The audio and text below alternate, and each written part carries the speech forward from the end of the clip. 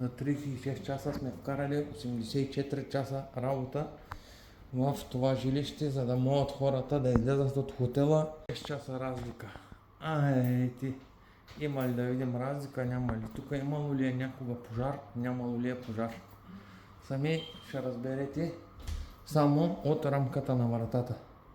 Това нещо не е в цената за боядисване, така че не се боядиса.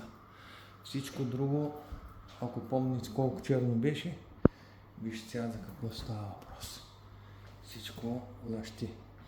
Това са пораженията от пожара. Някой ако иска да види, ето, това беше вътре в кухнята.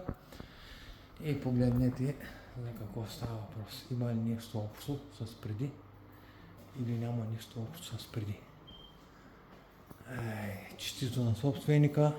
За 36 часа сме вкарали 84 часа работа в това жилище, за да могат хората да излязат от хотела и да се върнат обратно в тяхното си жилище да живеят.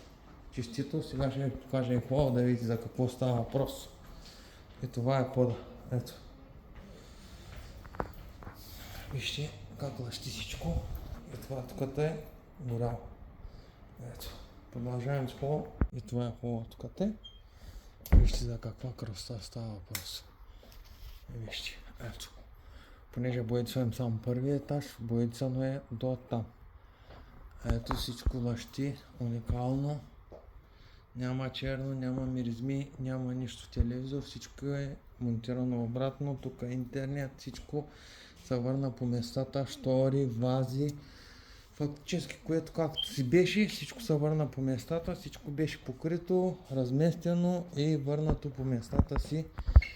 И все едно, че никога не сме били тук в този имот. Просто всичко е изпълнено.